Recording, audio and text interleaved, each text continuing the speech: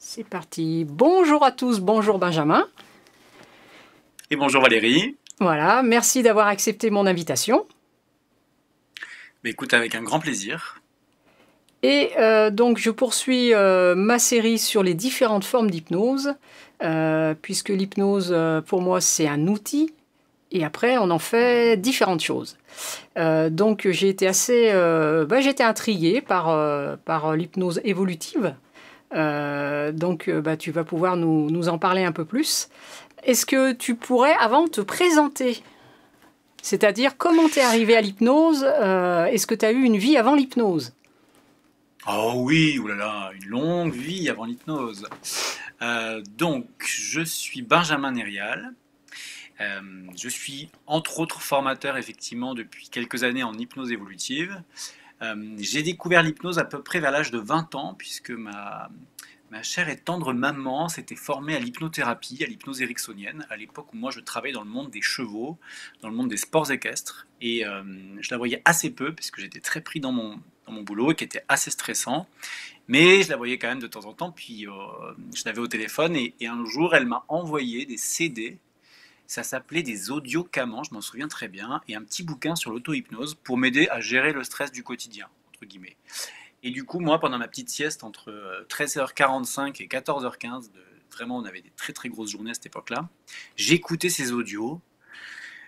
C'était un mélange voilà, d'hypnose ericksonienne avec un peu des métaphores, des choses un peu confusionnantes et tout ça. Et c'est vrai que je me relaxais bien. Ça a aiguisé ma curiosité. J'ai eu le bouquinet, voilà, le bouquin aussi d'auto-hypnose qu'elle m'avait offert, sans trop comprendre, mais j'étais quand même intéressé. Je trouvais ça un peu compliqué, c'était très loin de mes univers. Mais à mon avis, la petite graine de l'idée de ma carrière future a été semée à cette époque-là. Donc, et ta maman recevait des personnes, elle avait un cabinet? Alors en fait, elle se formait à l'hypnose, à l'hypnothérapie. Alors elle, pour le coup, elle s'était formée à l'hypnose ericksonienne. D'abord un peu pour son propre plaisir. Elle recevait quelques personnes et donc c'était pas, elle n'avait pas officialisé un cabinet, mais elle débutait en fait. Elle sortait un petit peu de Mhm. formation et elle débutait des accompagnements de temps en temps, des gens qu'elle croisait, des gens qui lui demandaient, par le bouche à oreille plutôt. D'accord. Bon. Et donc, à un moment donné, tu es passé des chevaux à l'hypnose. Ou est-ce que C'est les ça, deux, il y a ou est-ce eu. que se sont mariés ensemble? Alors, il y a eu des moments où les deux univers se sont rejoints, mais il y a quand même il y a quand même eu une transition. Parce que je dirais que vers les années 2010-2012, j'ai commencé, moi, avec le monde du cheval, à ressentir une fatigue à la fois physique, j'avais des grosses douleurs, à la fois mentale. Je ne trouvais plus beaucoup de sens, en fait, au fonctionnement de cette filière du sport et tout ça, des sports équestres. Et puis, je me passionnais, j'allais me former à la base pour mon plaisir aussi, c'est-à-dire que c'était de la curiosité. Et au lieu de me payer des vacances au Club Med, ben moi, j'allais faire des formations en hypnose. J'adorais ça, en fait. C'était vraiment, ça nourrissait mon besoin de curiosité, de développer, peut-être même une manière indirecte de faire un petit peu de thérapie sur moi, on va dire. Et c'est en faisant ces formations que, entre les retours que je pouvais avoir de certains formateurs ou de certains autres apprenants, stagiaires, élèves comme moi, j'ai pu commencer à me dire, mais tiens, en fait, j'ai peut-être vraiment une carte à jouer avec ça, j'aime vraiment ça me passionnait absolument. Et du coup, progressivement, j'ai moins travaillé dans le monde du cheval, où j'ai travaillé un petit peu dans la préparation mentale aussi, avec des Mhm. cavaliers. Et puis j'ai commencé à pratiquer, au départ aussi par le bouche à oreille, puis en cabinet sur Lyon et sur Paris. Pas forcément des semaines complètes au départ, hein, mais j'ai commencé à recevoir du monde, donc un peu plus officiellement, voilà, en hypnothérapie, D'accord. tout Et en continuant à me former. ton Ouais. cursus d'apprentissage, c'était quel type d'hypnose? Alors, j'en ai eu beaucoup parce que alors, j'étais vraiment, vraiment boulimique de formation, moi, une curiosité insatiable. Donc, j'ai commencé avec l'hypnose ericksonienne, que j'ai redoublé et redoublé et redoublé parce qu'on avait les organismes de formation offraient des possibilités Mm. pour revenir finalement en cours, soit gratuitement, soit à moindre frais. Du coup, moi, j'ai retourné deux fois, trois fois, quatre fois, à comprendre, à approfondir. Donc, au départ, c'était ça. Alors, je le dis peut-être pas dans l'ordre, hein, mais j'ai aussi du coup une curiosité pour l'hypnose humaniste, où j'ai lu le gros livre et puis je suis aussi allé me former à Paris. Avec Je Olivier me Lecoeur? suis Oui, oui, oui, exactement. Je me suis formé aussi à des techniques d'auto-hypnose. Alors, c'était des petits stages d'auto-hypnose. Ça s'appelait auto-hypnose et communication, Mhm. auto-hypnose et hypnolecture. C'est pour te dire jusqu'où je suis allé, hein. Vraiment, des trucs, c'était à apprendre à lire un peu plus. Bon, au final, de ce truc précis, j'en ai pas gardé grand-chose, mais des super rencontres, encore une fois, des moments vraiment très nourrissants. Me suis aussi formé à l'hypnose de rue et à l'hypnose Mhm. de spectacle, plus pour comprendre et pour m'amuser et tout ça, et vraiment comprendre comment ça se passait. J'en ai pas non plus ressenti un goût pour en faire une carrière de cette hypnose un peu plus directive, un petit peu plus autoritaire et un petit peu plus de fascination. Mais j'ai fait des stages avec par exemple Rémi Phoenix, qui est un hypnotiseur de spectacle, avec d'autres, j'en ai fait plusieurs. Qu'est-ce que j'ai fait d'autre, moi, comme formation d'hypnose? Alors, hypnose spirituelle de régression. Ça a Ah. été aussi la rencontre avec Jean-Charles Chabot et Mhm. avec l'Institut international d'hypnose spirituelle. Et voilà, globalement, ça a été les grands courants que j'ai explorés, moi, au niveau de l'hypnose d'accompagnement. D'accord. Et donc aujourd'hui, hypnose évolutive. Alors, qu'est-ce qu'il y a derrière ce Alors mot voilà. évolutive?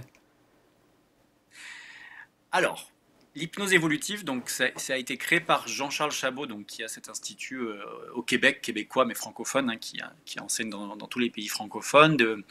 Il y a une philosophie, j'ai presque envie de dire, un état d'esprit où Jean-Charles a créé, puis au final, je l'ai quand même co-créé avec lui au fil du temps, puisque ça fait 7 ou 8 ans que je dirige un petit peu cette filière de l'Institut par l'enseignement. C'est un courant d'hypnose que j'appelle généraliste, dans le sens où par exemple, l'hypnose de régression, c'est très spécifique, hein, on vient voir quelqu'un pour une régression. Là, on peut venir consulter en hypnose évolutive, comme on irait finalement consulter peut-être en hypnose ericksonienne pour des problématiques lambda de gestion du stress et autres problèmes un peu du quotidien. Et la philosophie derrière, c'est que on n'est pas axé sur le changement de comportement et sur la dynamique. Ok, vous avez un problème, hop, on la règle, il n'y a plus de problème, ça va mieux. Plutôt, c'est une dynamique de compréhension profonde on rentre par la porte d'un symptôme, d'un problème que les gens, voilà, qui fait que les gens viennent consulter. Et à partir de là, la philosophie, c'est qu'on le voit un peu comme un défi qui est posé sur notre chemin de vie et que grâce à ce défi, on va évoluer. On va évoluer, on en fait un peu une opportunité de croissance à tous les niveaux de notre être. Donc avec une dimension spirituelle, mais aussi avec une dimension très terre à terre. Du coup, dans la formation et dans l'enseignement, il y a de la psychoéducation sur la gestion des émotions, sur la Mhm. compréhension des conditionnements et du déconditionnement, mais aussi sur cette ouverture peut-être, je dis peut-être parce que vraiment c'est pas dogmatique du tout, mais qu'on est peut-être relié à plus grand que nous, et Mhm. donc la dimension spirituelle, elle est plutôt reliée à ça, peut-être qu'il y a plus grand que soi, qu'on voit pas tout avec nos yeux, qu'il peut y avoir des choses voilà, euh, auxquelles on peut aussi se reconnecter en termes de sagesse intérieure profonde, ou même en fonction des croyances des uns des autres, peut-être avec des mondes invisibles, hein, Oui. comme des guides, des choses comme ça, des sources de sagesse qui pourraient être oui, dans la sphère un peu plus spirituelle, Donc c'est et plus qui une fait que approche, voilà. ouais, c'est une approche sur le chemin spirituel des personnes que tu accompagnes, ou le chemin de En vie. fait, c'est du développement personnel et potentiellement spirituel, c'est-à-dire Mhm. que c'est ouvert. Je te donne un exemple, mais c'est vrai que les Oui. premières formations que j'ai fait pour le coup en hypnose ericksonienne, c'était très fermé à la spiritualité, c'est-à-dire c'était tabou, on voulait pas en entendre parler. C'était comme un petit peu la chasse aux sorcières, parce qu'on se voulait presque médical, enfin pouvoir enseigner ça dans le monde scientifique et tout. Là, nous en hypnose évolutive, il y a une ouverture, vraiment. Les gens viennent avec leur système de croyances et, et, euh, et du coup, en termes aussi des valeurs, je passe un petit peu d'un truc à l'autre, mais en Vas-y, termes de vas-y. valeurs qu'on incarne, par exemple, on assume d'incarner aussi une vraie compassion dans cet accompagnement, on assume d'être sincère et transparent, on met beaucoup plus l'accent sur la qualité du lien en termes d'authenticité, de liberté émotionnelle, plutôt que sur des stratégies des fois de suggestion indirecte, très indirecte pour parler à l'inconscient sans que le conscient s'en rende compte. Tout ça, en vrai, on a un petit peu mis de côté dans l'hypnose évolutive pour se centrer sur une pratique un peu plus épurée, plus simple, mais pas simpliste pour autant, plus simple, plus profonde, plus sincère, euh, et plus profonde aussi par rapport à au lien du problème avec lequel les gens viennent et de toutes les sphères de vie que ça peut toucher, en fait. Donc Je sais pas si c'est clair ce que je raconte. oui, c'est une approche très Voilà. holistique de l'hypnose en fait. Holistique.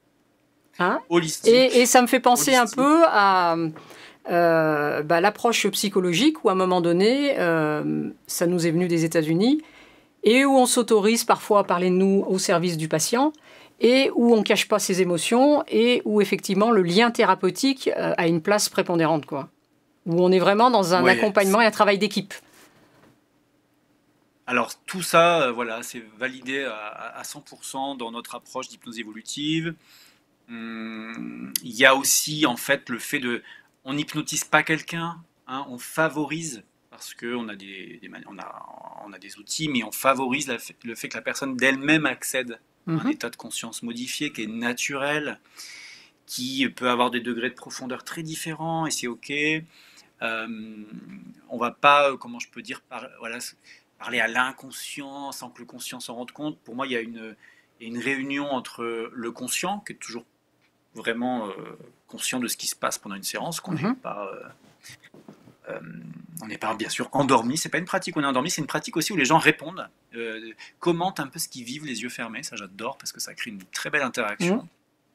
Et en fait, c'est comme si on travaillait aussi en équipe entre l'aspect inconscient automatique des choses, l'aspect conscient qui est là, qui est toujours un petit peu en contrôle de ce qui se passe, conscient de vivre une séance, et puis une forme parfois de conscience supérieure. Et alors là, du coup, c'est un peu la dimension qui peut nous dépasser et qui peut de temps en temps amener de la magie et de l'inspiration chez les gens pour leur donner en fait une forme d'inspiration dans l'évolution, donc évolutive. L'idée, c'est pas de changer, mais bien d'évoluer. Et justement, grâce, avec finalement, à ce qui nous a fait. est-ce que cette approche, elle correspond à tout le monde? C'est-à-dire, est-ce que tu as le même type de patientèle ou est-ce que c'est des personnes différentes? Non, elle correspond pas à tout le monde. Elle correspond à des gens qui ont une vraie curiosité, et non pas ceux qui veulent en fait venez endormez-moi, réglez-moi mon problème et je paye, c'est combien, au revoir. Donc il y a un engagement chez les gens. Il faut que les gens aussi aient une certaine ouverture, c'est-à-dire que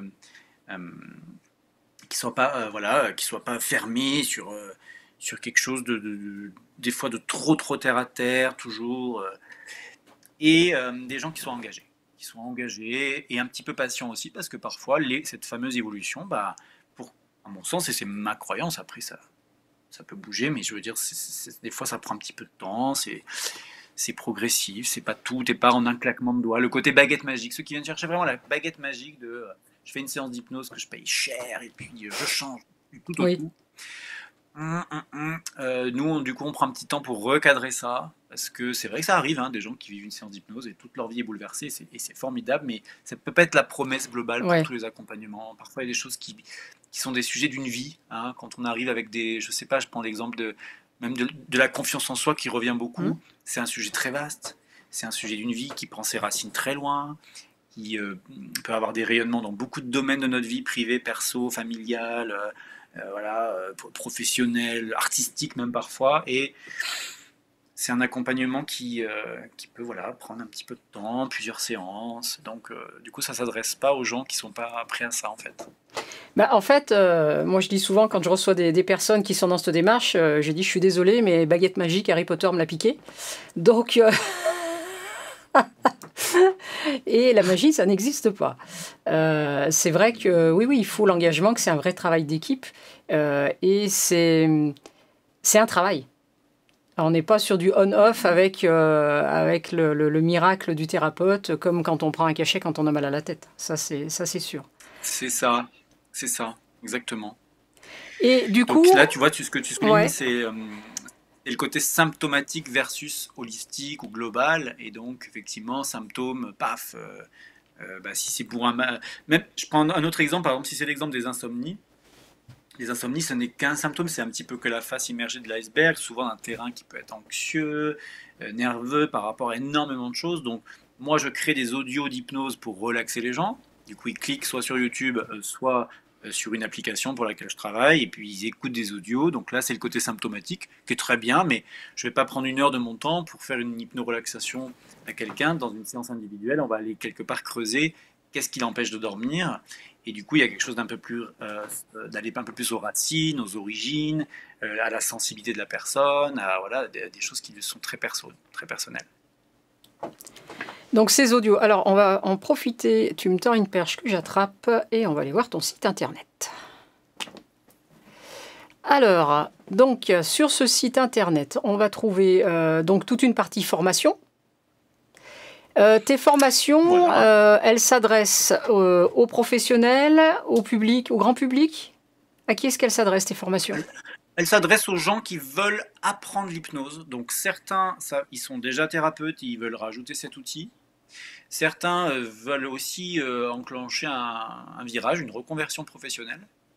Et un peu moins en pourcentage, il y a des gens qui viennent pour leur propre développement personnel aussi. Des fois, il y en a un ou deux, des fois dans une session, qui ne veut pas forcément faire une activité, mais il a envie. En tout cas, pour l'instant, c'est pas figé dans son esprit. Donc, mais globalement, c'est une approche relativement professionnalisante dans le sens où il y a quand même voilà, j'enseigne comment on pratique, quoi, hein. D'accord. Après, pour le programme de formation détaillé, tu les auras davantage sur le site de l'IHS parce que moi, je suis du coup prestataire pour ce site et après sur mon site à moi. IHS, Jean-Charles Chabot. Sur mon site à moi, tu vas aussi avoir mes autres activités parce que moi, je fais des stages avec les chevaux. J'ai aussi des pratiques artistiques. Je fais des stages sur se libérer du regard de l'autre. Donc, pour le côté plus hypnose, ça va être un peu plus sur le site IIHS, hypnose spirituelle, et la branche voilà. hypnose évolutive. Là, tu dois le voir à l'écran, c'est bien celui-là? Alors moi, le problème, c'est que je ne vois pas Ah, tu vois pas. Eh bien, partages. écoute, nos programmes de formation en hypnose spirituelle, là, j'ai. Donc là, et après, tu cliques hypnose évolutive, si tu trouves. Alors, hypnose spirituelle. Et ça, c'est moi. Tac, tac, tac, tac. Non, je dois pas être au bon endroit. Ah si, hypnose, ah oui, Hypnose exact. évolutive, nos formations. Hypnose évolutive, et là, tu auras vraiment toutes les infos. D'accord.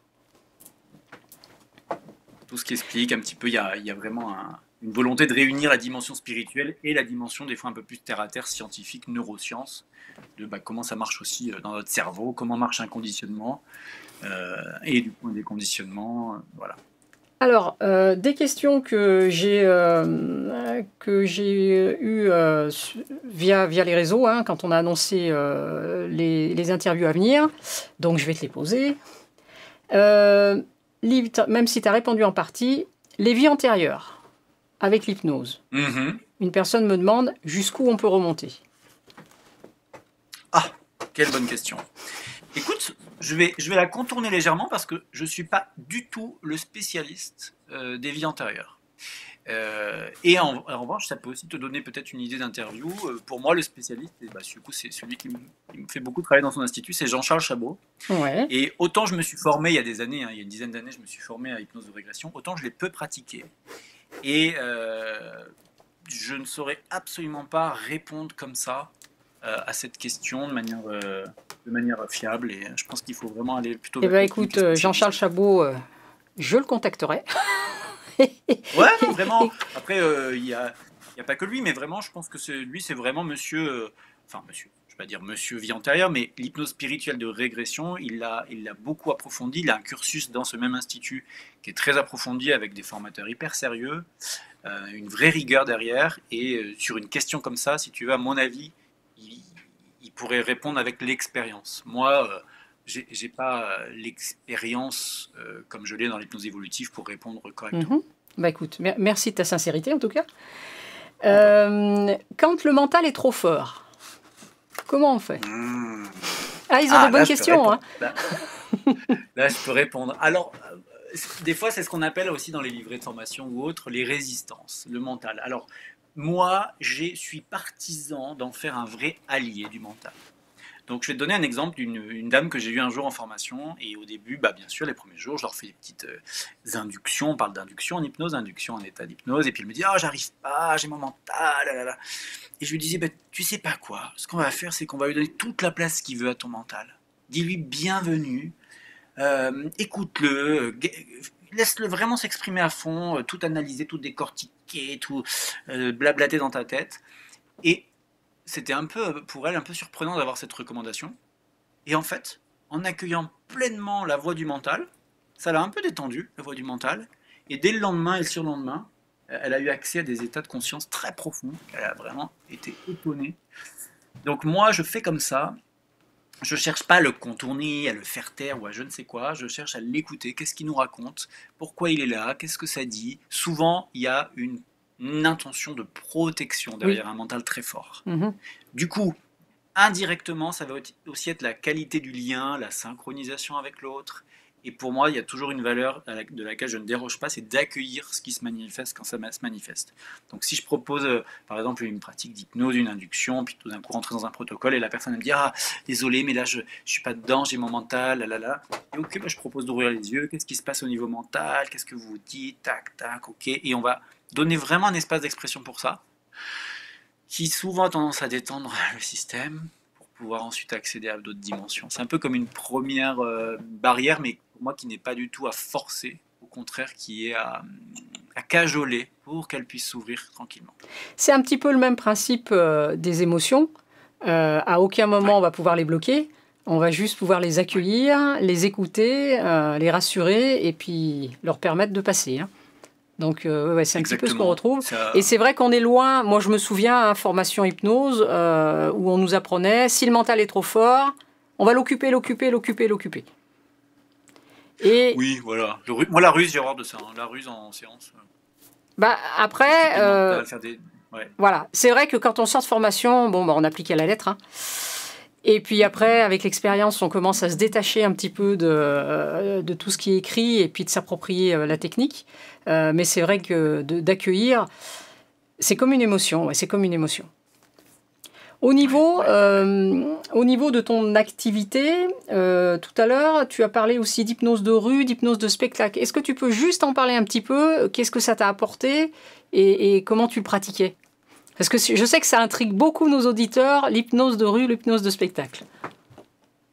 Ouais, bah oui, bien sûr, parce que ça, j'ai adoré comprendre et décortiquer les process. Donc, il y a quelque chose de l'ordre de la psychologie sociale. En fait, il faut se rendre compte qu'il y a vraiment des jeux de déstabilisation. Alors, il y a plusieurs choses. Déjà, je crois qu'on peut retenir qu'en termes d'hypnothérapie, je ne sais pas si tu seras d'accord avec ces chiffres, mais je dirais qu'on peut quasiment tous être réceptifs, sauf vraiment une problématique triciale, Mhm. soit une psychose ou une névrose un peu costaud, ou bien justement un moment vraiment qui fait que là, on n'a pas accès, mais globalement, j'ai envie de dire 9 personnes et demie sur 10 Oui. vont avoir accès assez facilement à cet état. Il est naturel, il est simple, accessible. Par la porte de l'imaginaire, on rentre dans des très belles expériences. Bon, en hypnose de spectacle, les ratios, c'est qu'il y a plutôt une personne sur 10 qui est réceptive. Donc, la technique d'un hypnotiseur de spectacle, c'est qu'il va jouer à la fois sur l'effet de la croyance, il va incarner un rôle, c'est un peu plus un rôle d'acteur, qui va travailler sur la fascination, la déstabilisation de l'autre. Alors avec plus ou moins de bienveillance, il y en a qui font ça avec beaucoup de bienveillance et beaucoup de quelque chose de très ludique et c'est pas et ça peut être très chouette, c'est artistique en fait, un hypnose de spectacle, Mhm. c'est vraiment un jeu d'acteur au final avec des techniques de psychologie sociale où donc on va faire par exemple des ruptures de patterns. Donc ça veut dire qu'on va rompre, comment dire, une routine installée. Par exemple, un hypnotiseur de spectacle, il peut prendre même un pendule, faire un petit truc droite-gauche devant les yeux, donc ça fait droite-gauche, droite-gauche, on s'y attend. Ça crée une focalisation, et tout d'un coup, paf, il va faire bouger l'épaule, appuyer sur un truc, dire dormez, paf, et déséquilibrer la personne en l'attrapant, et là, euh, il fait croire au système que ça y est, on est complètement, on est dedans. Donc il déstabilise ce à quoi s'attend la personne. Et ensuite, bah, c'est génial parce qu'après, il donne des consignes. Par exemple, maintenant, quand vous allez vous réveiller, donc on ne dort pas, hein, okay, en hypnose de scène, quand les gens sont sur scène comme ça, ils ne dorment pas puisqu'ils entendent ce qui se passe. Maintenant, ils sont sous une espèce d'emprise, on va dire, semi-volontaire, dans le sens où globalement, ils sont un peu piégés par le truc, mais ça reste pour le jeu. Et souvent, c'est des gens, ces 10% là, c'est souvent des gens quand même ah ouais, bah, qui peuvent prendre peut-être un petit peu de plaisir à être là et à jouer le jeu, Oui. Qui sont un Donc on peu va faire désinhibés quand réveillez-vous même. par les chinois, Hein, qui sont un peu complètement désinhibés désinhibés, quand même. ils sont plus responsables d'eux. Donc en fait, c'est l'hypnotiseur qui est devenu le chef de la meute et qui dit maintenant tu fais ça. Et hop, on le fait. Mais c'est pas de notre faute parce qu'on nous a dit de le faire. Bon, Mhm. donc il y a un truc un peu comme ça, avec le plaisir des fois d'amuser le public. Euh, voilà, qu'est-ce que je peux en dire d'autre? Donc il n'y a rien de vraiment magique, c'est un peu c'est un petit peu de la manipulation, de la Oui. fascination, de la déstabilisation, et puis une prise de hop, Ouais, tout d'un coup, l'hypnotiseur devient vraiment un dominant, quoi. Lui Mhm. qui contrôle les autres.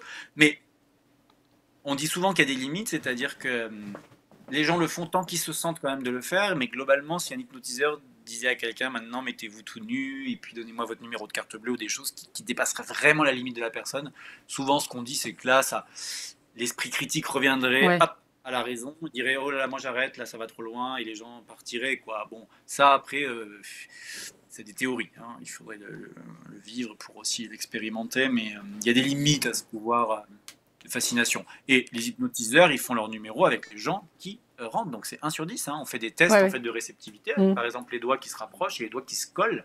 Ils font faire ça à tout le public. Et après, ils disent vos doigts sont collés, serrés, soudés, de plus en plus collés, de plus en plus soudés, de plus en plus serrés.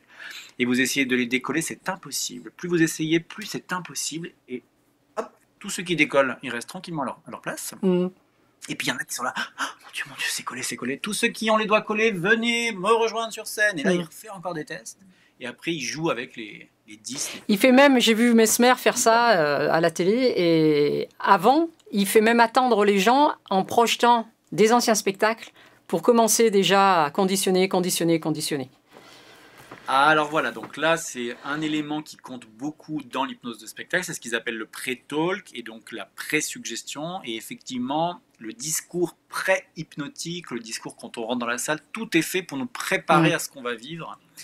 Et le fait de voir Mesmer qui, paf, dès qu'il croise quelqu'un, il l'hypnotise, ça peut nous créer une espèce de croyance dans notre tête que si on croise le regard de Mesmer, il est possible qu'on vive ça. Et l'humain est très fort pour manifester aussi ce qu'il croit. Donc on joue beaucoup avec la croyance. Et qu'est-ce que ça t'a apporté, cette expérience, toi, hypnose de rue, hypnose de spectacle, en dehors du ludique? Alors, ça m'a apporté de la compréhension, parce qu'évidemment, je ne comprenais pas comment ça marchait. Donc après, j'ai compris. Du coup, j'étais content d'avoir compris. Des compréhensions un peu plus aussi de ce que je disais tout à l'heure, de psychologie sociale, un petit peu, peut-être des fois des petites choses de self-défense relationnelle en termes de manipulation.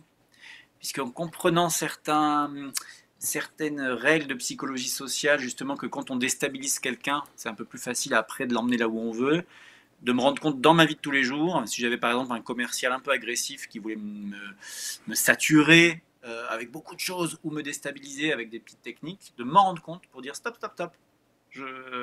Là, je sors, je ne rentre plus, merci, merci, au revoir, parce que j'étais vraiment un bon pigeon, hein. Moi j'étais une naïveté, mais manipulable à souhait, mais alors l'enfer. Hein. Donc, le bonheur des commerciaux. Oh là là, moi il suffisait d'être gentil avec moi et c'est bon, je signe n'importe où. Donc il a fallu vraiment que je progresse. Et donc voilà, une petite la compréhension de ça. C'est surtout ça, c'était ça, je pense, mon envie au départ, ouais, d'aller démystifier. Et après, en fait, autant j'ai aussi moi un petit parcours de comédien en parallèle. Oui, j'ai vu quelques vidéos. J'ai vu quelques vidéos. Oui. Oui, alors moi j'aime plus le côté humour, l'humour, la comédie en mode humoriste. Mais en fait, j'ai jamais aimé incarner le rôle de l'hypnotiseur parce que je trouve que c'est pas clair pour le public et je déteste ça. Parce que soit je joue un rôle et c'est clair, c'est un rôle. Dans mes comédies, dans mes sketchs, c'est très clair que c'est un rôle. J'incarne un rôle. Du coup, c'est une parodie et là, il n'y a pas d'ambiguïté.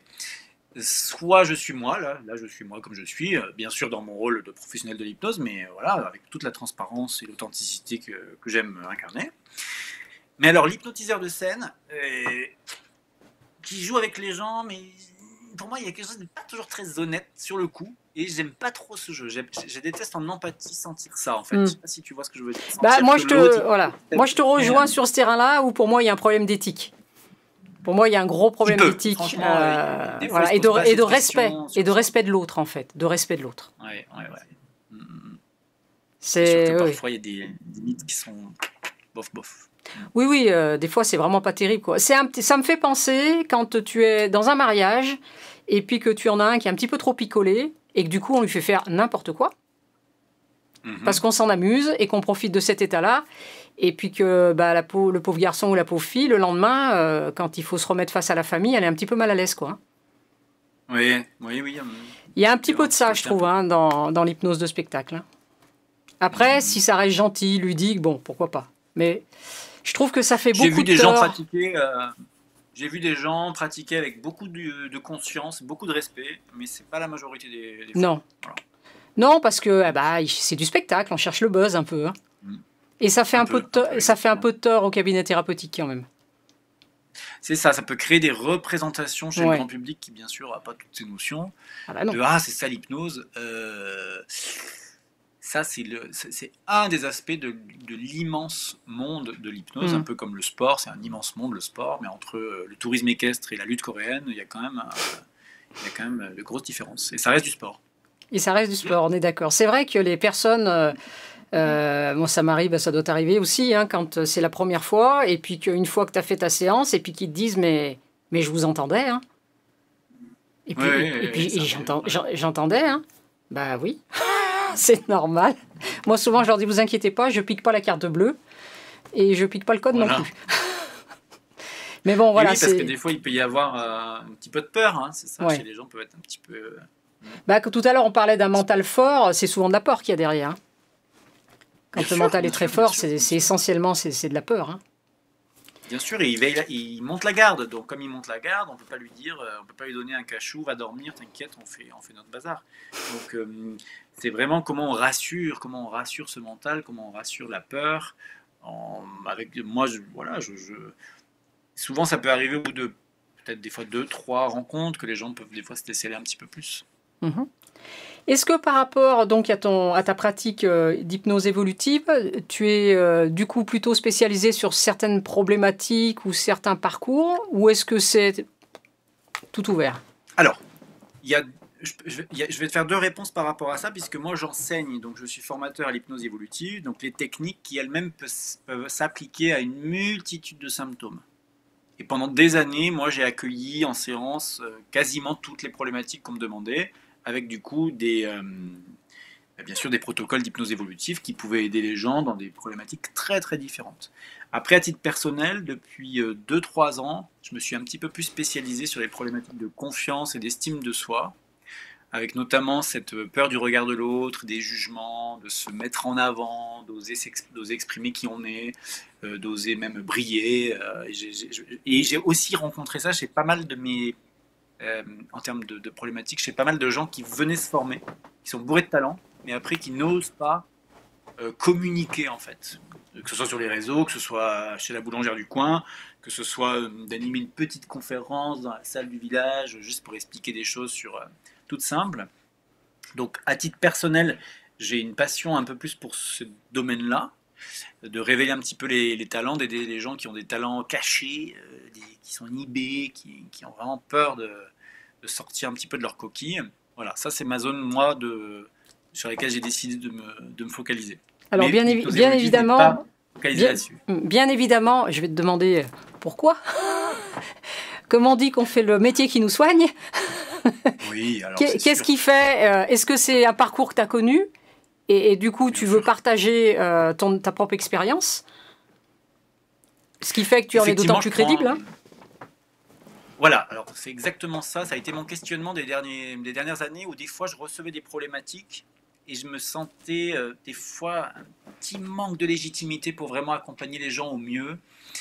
Euh, je te donne un exemple sur le sommeil. Moi, j'ai fait des audios qui sont énormément écoutés pour dormir et je ne suis pas un spécialiste du sommeil. C'est-à-dire que j'ai une voix qui endort bien les gens, je sais créer des très belles histoires qui endorment, mais quand des gens ont des problèmes physiologiques, je peux les aider un petit peu au départ, et après, en vrai, c'est un symptôme qui peut passionner d'autres personnes, qui eux-mêmes peut-être, j'ai un ami, il a été victime d'insomnie pendant très très longtemps, il s'est passionné pour ce symptôme.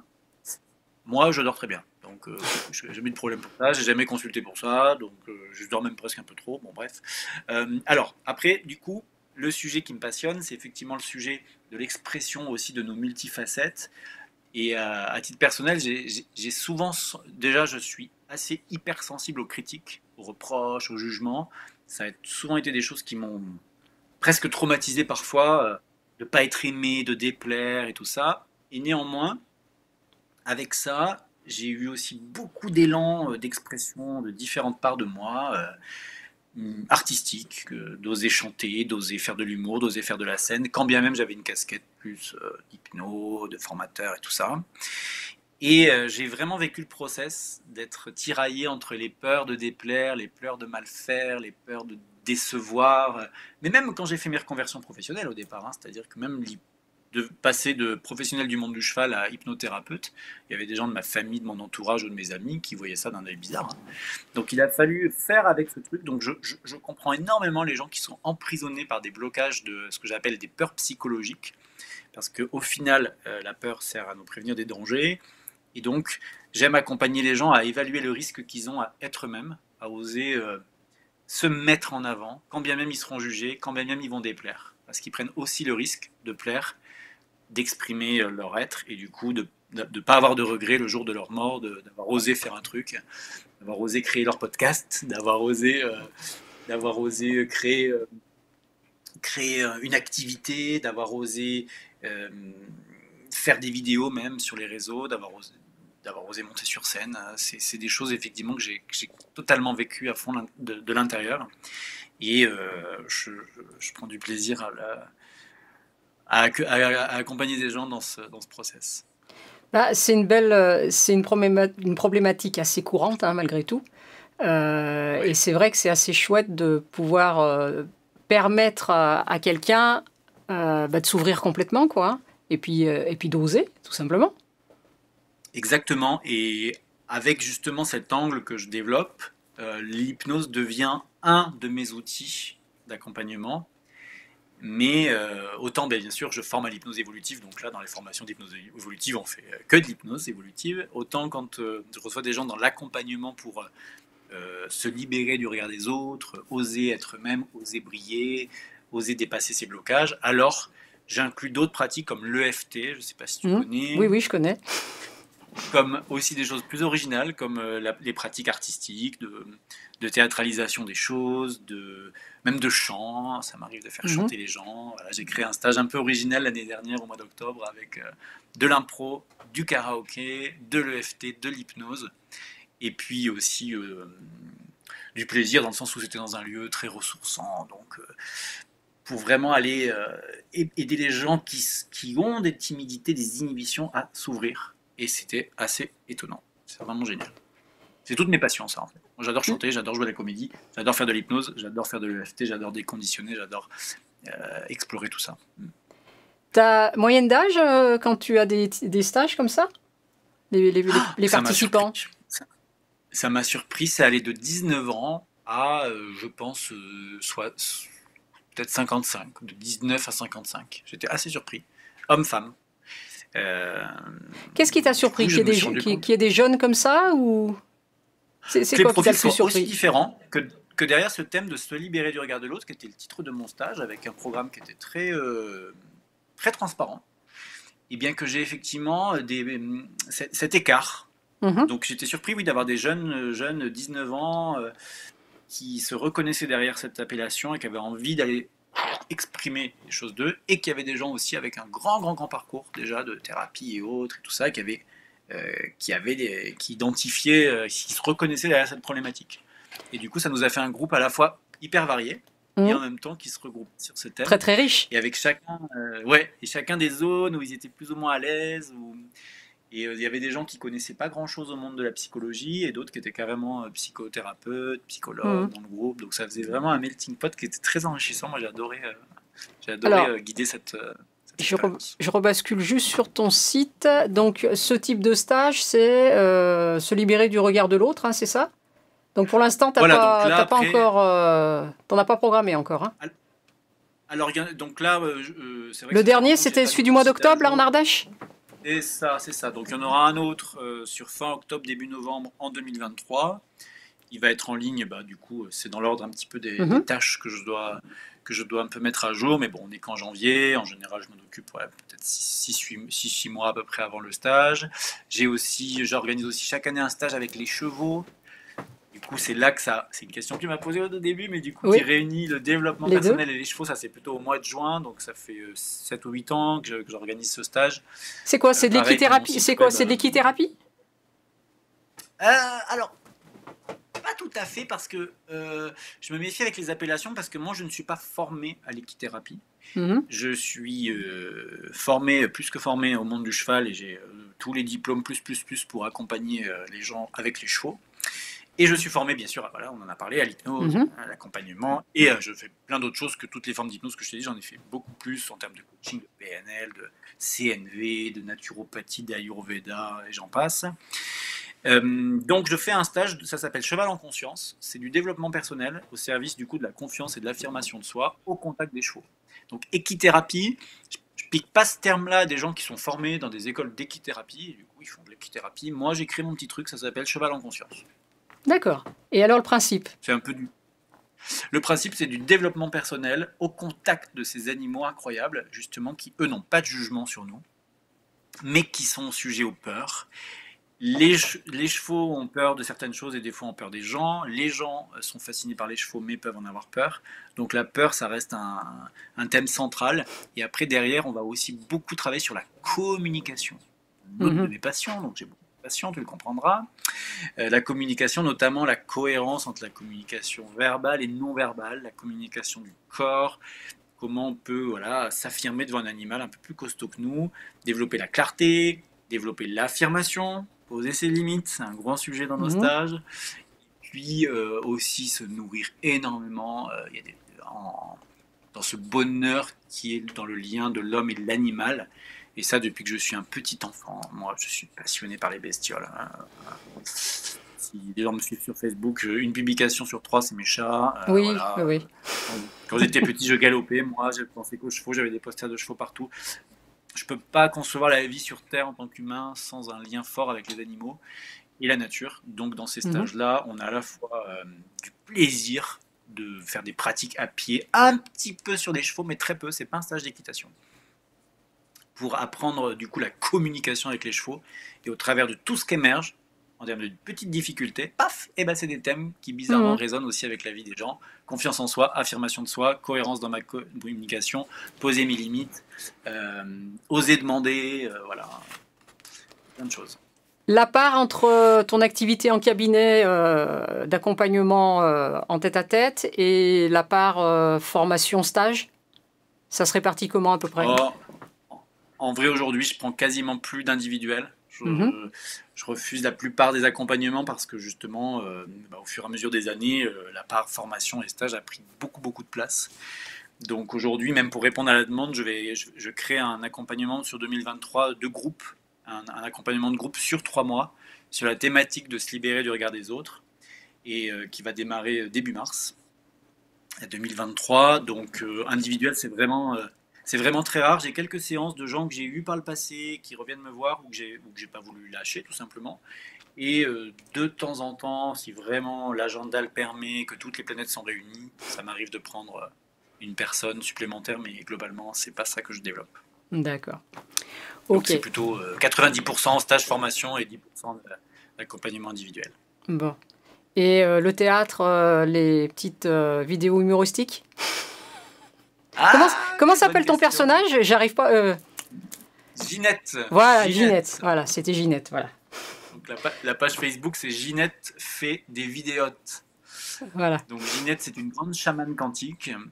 Donc j'ai créé un spectacle, du coup c'est Ginette sur scène, chamane quantique, qui du coup tourne en dérision, en parodie de tous ces domaines, puisque Ginette elle est chamane, elle est tout, elle est bien sûr une grande reine de méditation, elle est astrologue karmique, transgénérationnelle, évolutive, intégrative, holistique, tout. Et je fais des sketchs, voilà, où j'incarne souvent le rôle un peu de la médium. Juste pour le plaisir. Les cartes. Voilà. J'ai un making-of de Ginette, juste pour le plaisir. C'est dommage que je ne vois pas ton écran. C'est le maquillage. Mais je vois pas ce que tu partages en fait, Valérie. C'est ça qui est... c'est dommage. C'est making-of où tu es en train de te maquiller. Ah mon Dieu, c'est le tuto beauté peut-être? Oui, c'est ça. Je sais plus ce que c'était. Tuto beauté spirituelle. Ça, c'est un des premiers sketchs, c'était il y a longtemps. Le personnage a bien évolué, mais celui-là est assez tuto beauté spirituelle. Voilà. Il m'a bien fait rire. Oui, mais je vois que tu t'amuses beaucoup à le faire, donc c'est Bah, c'est ce qui fait que ça match, hein. En vrai, ce qui est fou, c'est que dans ma vie, tout est parti d'une impulsion comment je peux dire, très interne. C'est-à-dire que je suis allé vers l'hypnose par intérêt et non pas avec une stratégie de développer une carrière. Je suis allé vers les chevaux par amour, mais une fascination absolue. Et je suis allé vers ce personnage où il est venu à moi avec l'envie de jouer, de rire et de m'amuser. Vraiment, c'est le besoin de jeu, J-E-U-X, quoi, vraiment de m'amuser. Et j'ai beaucoup ri avec ce personnage. Et après, j'ai aimé aussi du coup en faire des petits montages, le proposer sur les réseaux. Et il y a eu un public que ça a fait rire. Ça ne fait pas rire tout le monde. Et du coup, j'ai aussi été confronté à des jugements, des remarques, des Oui, critiques, oui, un peu de ça choses. t'a permis de mettre en Mais application ce que tu enseignes, hein. ouais. Mais franchement, il faudrait que je fasse un calcul des vues des vidéos de Ginette, mais je me demande si on se rapproche pas d'un petit million de vues avec tous les Mhm. sketchs, puisqu'il y en a certains qui ont vraiment fait des bons petits cartons. Donc je suis quand même assez fier de cette création de Ginette. Et euh, c'est des fois mon sas, des fois je fais le dimanche quand je suis chez moi, parce que comme je suis entrepreneur quand même, j'essaie de m'organiser la semaine librement, mais d'avoir une petite rigueur de travail. Et le dimanche, des fois, la journée est libre. J'écris des petits bouts de sketch quand ils me viennent, et puis paf, ça y est, c'est parti. Là, je fais tout seul, hein. Mhm. J'écris, j'improvise, je fais les montages, et tac, tac, tac. Et là, récemment, j'ai fait 2 sketchs de Ginette avec Benjamin. C'est-à-dire que c'est nouveau, Ah, je fais interagir Benjamin et Ginette. mhm. Donc, Bon, sur mes profils de Facebook, là, vous pourrez les trouver. eh ben, on va aller voir ça les jours un peu tristounets pour retrouver un petit peu de bonne humeur. Écoute, quand ça fait ça, en vrai, moi, je suis heureux parce que tu vois, tous ces métiers d'accompagnement, tous ces trucs, depuis toujours, j'ai eu un peu une âme ouais, de contribuer au mieux-être de l'autre. Donc, du coup, c'est vrai que si, quand j'envoie un petit message, merci, ça m'a fait ma journée, ça m'a fait rire, ça Mhm. m'a fait du bien, ça fait prendre du recul. Je pars très souvent d'anecdotes qui sont vraies, puis je tourne totalement à la dérision. Ginette se moque beaucoup des voyantes, et en vrai, j'ai beaucoup de respect, moi, pas pour tout le monde, parce qu'il y a un peu de charlatanisme là-dedans, mais il y en a vraiment qui font ça avec beaucoup de respect, beaucoup de talent. Et j'ai été moi-même beaucoup client aussi, hein, des tirages de cartes. Donc je m'en moque, mais c'est souvent avec beaucoup de bienveillance, puisque en vrai, je respecte ces domaines. Voilà. Bon, super. Ok. Eh ben, écoute, on arrive au terme. Merci beaucoup d'avoir accepté mon invitation. Merci pour Avec tous grand ces plaisir. éclairages. N'hésitez pas à poser vos questions sous la vidéo en commentaire. On y répondra. Je ferai passer à Benjamin et puis je te ferai passer la vidéo de toute façon. Concernant mon site, alors je me suis fait détruire mon site là au mois de décembre, donc il est en cours. Mais vous aurez le lien quand même dans la vidéo. Oui, je me suis fait... un jour, je ne peux plus me connecter et on m'a dit, bah ça y est, il a été détruit il y a 2 jours. Donc ça, c'est fait. Ça me dépasse un peu parce que je ne vois pas quel est l'intérêt, mais bon. Donc apparemment, c'est un petit peu la roulette russe, hein. Donc du coup, bah, je suis reparti à zéro. Donc c'est pour ça que vous ne pouvez pas me trouver en ce moment sur Internet. Mais c'est en cours. Merci à tous. Merci Benjamin. Et puis à bientôt les amis. Au revoir. Merci beaucoup, c'était super.